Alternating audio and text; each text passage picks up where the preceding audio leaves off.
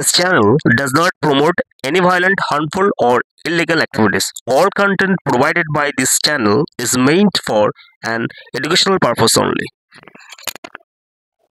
বন্ধুরা, all in one YouTube চ্যানেলে তোমাদের সকলকে স্বাগত।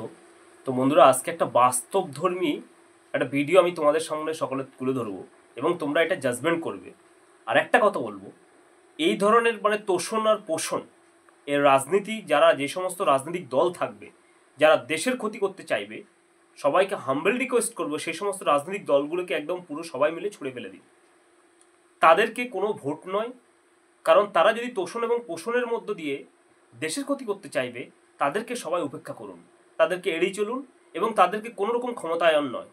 কারণ তারা তোষণ পোষণের জন্য যদি দেশের ভারত মাতার ক্ষতি করতে চাইবে, তাহলে তারা যদি ক্ষমতা পায়, তাহলে ভারত মাতাকে পুরো একদম বিদেশের হাতে হস্তান্তর করে দেবে। বন্ধু, কেন বলছি কথাটা?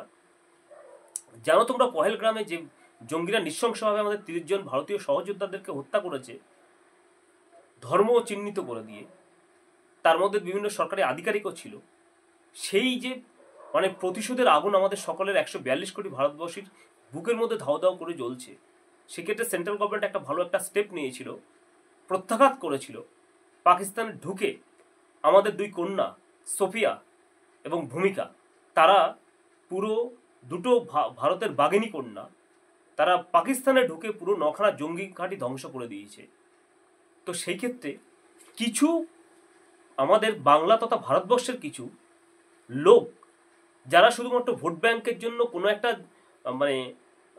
30% লোককে সন্তুষ্ট করার জন্য, তারা কি করছে, বিভিন্ন রকমের এমন কমেন্টস করছে যারা পাকিস্তানের সঙ্গ দিচ্ছে। তারা এই সমস্ত নেতা, এই সমস্ত পলিটিক্যাল দলগুলোকে 142 কোটি লোককে অনুরোধ করবো করজোড়ে, পুরো আপনারা এদেরকে ছুঁড়ে ফেলে দিন। যে রাজ্যে থাকুক না কেন, একটা পঞ্চায়েতে যদি তাদেরকে ক্ষমতা এখন থাকে, তাদেরকে সেই ক্ষমতা থেকে ক্ষমতাচ্যুত করে দিন সামনের বার ভোটে।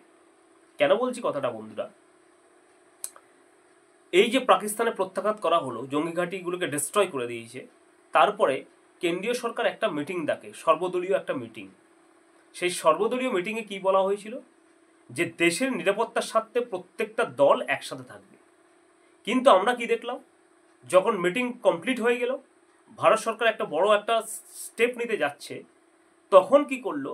এর আগে সবাই বলছিল যে পহেলগ্রামে যে হামলাটা হয়েছিল, তারপর যখন 5-6 দিন পেরিয়ে যাচ্ছিল, সবাই কিছু কিছু লোক ঘেউ ঘেউ করছিল যে কবে প্রতিশোধ নেবে, কবে নেবে, এই হয়ে গেল, ওই হয়ে গেল, কিছু হবে না, এগুলো একটা সাজানো চক্রান্ত। সেন্ট্রাল গভর্নমেন্ট নাকি নিজে দেশের লোককে হত্যা করেছে, হত্যা করে তারপরে কি করছে, সামনে বিভিন্ন রকম জায়গায় ভোট আসছে, সেই ভোটে ফায়দা লড়তে চাইছে। এই সমস্ত নানা নেগেটিভ মন্তব্য কিন্তু এই সমস্ত দেশদ্রোহী লোকগুলো করে যাচ্ছিল বন্ধুরা।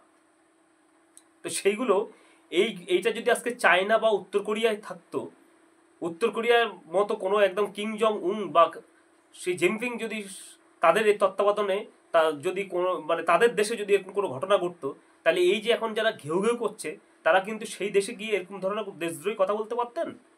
সেখানে শাস্তি হয়ে যেতে সঙ্গে সঙ্গে একদম পুরো গো টু দা হেল, এরকম পরিস্থিতি করে দিত। এটা হচ্ছে নিয়ম এবং আইন। কিন্তু বন্ধুরা, আমাদের কি হয়েছে, সর্বদলীয় যখন বৈঠক দেখা হয়েছে, বৈঠক থেকে বেরিয়ে আসার পর প্রত্যেকটা রিজনাল দল এর যেই সমস্ত বা যে সমস্ত পলিটিক্যাল দল আছে, ভারতবর্ষে তো দলের অভাব নেই। আমি ওই জন্য বলেছিলাম, আমার একটা ভিডিও আছে, ভারতবর্ষে দুটো দলই থাকা উচিত, একটা হচ্ছে এনডিএ আর একটা হচ্ছে ইউপিএ। এবং ছোটোখাটো ঘুষকাল যে সমস্ত রিজনাল দলগুলো আছে, তারা যাকে ভালো লাগবে হয় এনডিওকে চুজ করে নেবে, নতুবা ইউপিএকে চুজ করে নেবে, অর্থাৎ বিজেপি আর কংগ্রেস এই দুটোর মধ্যে ঢুকে যাবে। তবে কিন্তু দেশ ভালো করে চলবে। নাহলে এই যে এমন প্রত্যেকটা অমুক একটা ঝাঁটা মার্কা, ঘন্টা মার্কা, বিড়াল মার্কা, কুকুর মার্কা যা আছে, যে যার মতো পাচ্ছে, একটা দল খুলে বসে যাচ্ছে, দোকান খুলে বসে যাচ্ছে। আর মানুষও কি করছে, কিছু নগদ অর্থ লোভে মানুষ দেশকে ভালোবাসে না, ভারতের মানুষরা ওই ভোট দিয়ে দিচ্ছে, ভোট দিয়ে কি করছে, এবং এইরা কি করছে, দুনিয়ার রোহিঙ্গা, দুনিয়ার টেরোরিস্ট, জামাত সবাইকে এনে ভোটের জন্য ঢুকিয়ে দিচ্ছে। এই রিজনাল দলগুলো দিয়ে কি করছে, তাদের ভোটার কার্ড, আধার কার্ড তৈরি করে দিয়ে, এমনকি তারা আবার এখানকার পলিটিক্যাল দলের সদস্য হয়ে মেম্বারও প্রধানও হয়ে যাচ্ছে, যেটা মালদায় হয়েছে। তো বন্ধুরা, যাদবপুরে এইটা একটা আড়খানা হয়ে গেছে দেশদ্রোহীদের। সেখানে কিছুদিন আগে দেখেছো, কাশ্মীর বাঙে আজাদি, ভারত তেরে টুকরে হোঙ্গে, আফজাল গুরু জিন্দাবাদ, এই সমস্ত নাড়ে এগুলো ওখানে করে। ওখানকার আবার ভারতের খাবে এই স্টুডেন্টরা, ভারতের পড়বে, আবার ভারত বিরোধী বিভিন্ন রকমের পোস্ট, ভারত বিরোধী স্লোগান এই কাশ্মীর মানে এই জওহরলাল নেহরু ইউনিভার্সিটি এবং যাদবপুর ইউনিভার্সিটিতে এরা করে আসছে সমানে। এগুলো তো আমরা দেখেছি, এটা মানে এগুলো তো সত্য, এবং সেটা দেখতে পাচ্ছ আমার মোবাইল স্ক্রিনে, কাশ্মীর বাঙ্গে আজাদি। এইবার দেখো বন্ধুরা কি হয়েছে, এখন যে পহেলগ্রামে যে অ্যাটাকটা হয়েছে, এরকম একটা মানে একে বলা হচ্ছে দেশদ্রোহী। একে কেন মানে আমাদের ওয়েস্ট বেঙ্গল গভর্নমেন্ট অ্যারেস্ট করছে না আমি জানি না কেন, কিসের জন্য, শুধু সেন্ট্রালও কেন চুপচাপ বসে রয়েছে। এই দেশদ্রোহীদেরকে তো সেন্ট্রালেরও উচিত একদম সঙ্গে সঙ্গে তাদের নামে পুরো অ্যারেস্ট ওয়ার্নিং বের করে তাদেরকে অ্যারেস্ট করা, সুমোটো মামলা করা তাদের নামে। এই দেশদ্রোহী একজন, তাদের যে একটা ইন্টারভিউ আমি দেখছিলাম, সে বলছে কাশ্মীরের লোকরা কি চায়, কাশ্মীরের লোকরা কি চায়, কাশ্মীর কি ভারতের অংশ থাকবে, কি আকসাই চীনের অংশ থাকবে, না পাকিস্তানের অংশ থাকবে, সেটা কাশ্মীরের লোকরা স্থির করবে বন্ধুরা। তাহলে ভাবো, এই পুরো পাকিস্তানের মনে হচ্ছে, এ তো ভারতের নয়। কাশ্মীর ভারতের ইন্টেগ্রাল পার্ট ছিল, কাশ্মীরের আগে হিন্দু রাজা ছিল এখানে। এবং পাকিস্তান যখন কাশ্মীরকে অ্যাটাক করে, তখন জওহরলাল নেহরুর সময় পিওকে আমাদের অর্থাৎ পাক অকুপাইড কাশ্মীর কিছুটা নিয়ে নেওয়া হয় for the blunder of Jawaharlal Nehru. তারপরে যেটুকানি রয়েছে সেইটুকানি আমাদের ভারতের অখণ্ড অংশ কাশ্মীর, সেই জায়গাটাকে এখন বলছে যে কাশ্মীরের লোক কি চায় বন্ধুরা। তাই এইসব উস্কানোমূলক কথাবার্তা বলেও তবু এখনো দেশের বাইরে এরা ঘুরে বেড়াচ্ছে, দেশের মধ্যে এখনো এরা মানে ফ্রিতে ঘুরে বেড়াচ্ছে, কোনো সরকার এদের বিরুদ্ধে কোনো ব্যবস্থা নিচ্ছে না। তো সেই এই দেশদ্রোহিতা কি বলেছে বন্ধুরা, ভিডিওটা দেখে নাও। রক্ষা করতে গিয়ে শহীদ হলেন, সেই জায়গাটায় কোনোভাবে ভুলিয়ে দেওয়ার চেষ্টা হচ্ছে। এবং সবার থেকে বেশি ভুলুণ্ঠিত যে বিষয়টা, সেটা হচ্ছে যে আজকে এই পুরো সমস্যাটা সূত্রপাত কোথা থেকে, সেটা হচ্ছে কাশ্মীর ভারতের অংশ না পাকিস্তানের অংশ, না কাশ্মীর স্বাধীন একটি দেশ, সেটাকে নিয়ে পুরো যাবতীয় বিষয়টা সূত্রপাত ছিল। সেখানে হচ্ছে গিয়ে গণভোট বা রেফারেন্ডামের একটা বক্তব্য অনেক বছর আগে সামনে এসেছিল, না সেটা নিয়ে ভারতবর্ষের সরকার কোনো উদ্যোগ নিয়েছে, না এটা নিয়ে হচ্ছে গিয়ে পাকিস্তানের সরকার কোনো উদ্যোগ নিয়েছে, না এটা নিয়ে ওমর আবদুল্লাদের মতন যারা কিনা নিজেদেরকে মানে কাশ্মীরের একটা নেতৃত্ব হিসেবে দেখাতে চেষ্টা করেন তারা নিয়েছেন।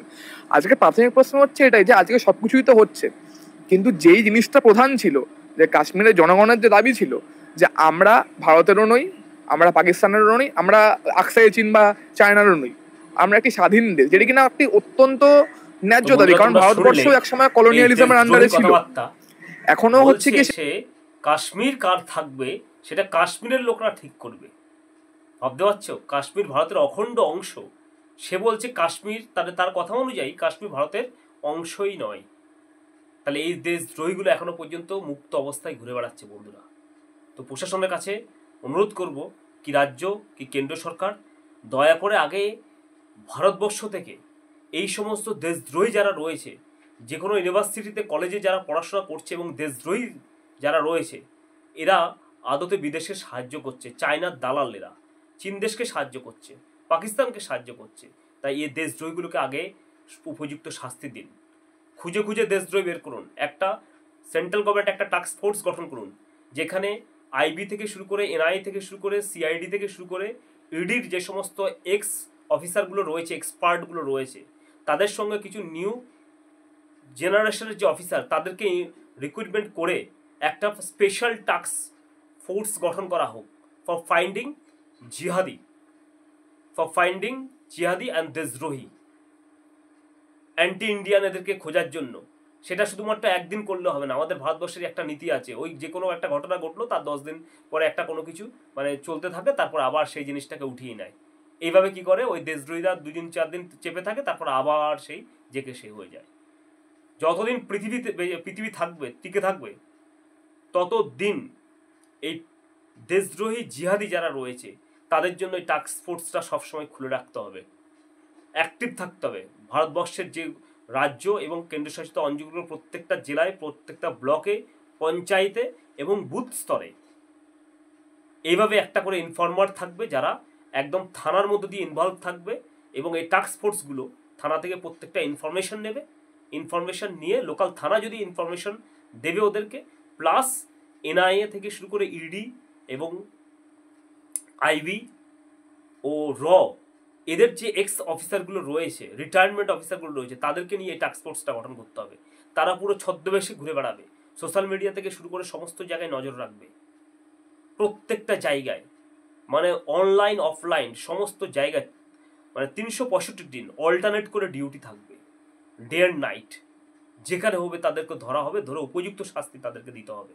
পানিশমেন্ট একটাই হবে তাদেরকে, মানে ডেথ পেনাল্টি, মৃত্যুদণ্ড দিতে হবে এই সমস্ত মানে জিহাদিদেরকে। তবেই কিন্তু দেশ স্বচ্ছ হবে, নাহলে দেশ স্বচ্ছ হবে না। দরকার হয় উত্তর কোরিয়া এবং চায়নার যে সমস্ত রুলসগুলো রয়েছে, সৌদি আরবিয়ান রুলসগুলো রয়েছে, ইন্ডিয়ান কনস্টিটিউশন অ্যামেন্ডমেন্ট করা যায়, সেই রুলসগুলো অ্যামেন্ডমেন্ট করে এর মধ্যে ইমপ্লিমেন্ট করা হোক, নতুন করে বিল পাস করা হোক। তবেই কিন্তু দেশ সুরক্ষিত থাকবে। না হলে কিন্তু আজকে আমাদের দেশ ভেতরে সুরক্ষিত নেই, ভেতরে খোকলার মতো রয়েছে দেশের মধ্যে। বাংলাদেশের জামাত, রোহিঙ্গা, পাকিস্তানের যে টেরোরিস্ট শুরু করে সমস্ত জায়গায় সব কিন্তু দেশের মধ্যে চারদিকে ছড়িয়ে ছিটিয়ে রয়েছে। এবং রিজনাল কিছু এবং পলিটিক্যাল কিছু দলগুলো যারা রয়েছে তাদেরকে শেল্টার দিচ্ছে ভোটের জন্য। সেখানে কোনো দেশের সুরক্ষার্থে কোনো রকম কোনো কম্প্রোমাইজ করা যাবে না, তবেই কিন্তু দেশ সুরক্ষিত থাকবে। নাহলে কিন্তু এইভাবে দেশে যে পহেলগ্রামে যে অ্যাটাক হয়েছে, তারপরে আমাদের 26 মুম্বাই হামলায় হয়েছে, এই ধরনের অ্যাটাক কিন্তু হতেই থাকবে। কারণ দেশের ভিতরে কিন্তু টোটালি মানে জিহাদি, দেশদ্রোহী এরা লুকিয়ে রয়েছে বন্ধুরা। তো বন্ধুরা, আজকে ভিডিওটা একটুখানি ভালো লাগলে লাইক, শেয়ার এবং সাবস্ক্রাইব করুন। ধন্যবাদ।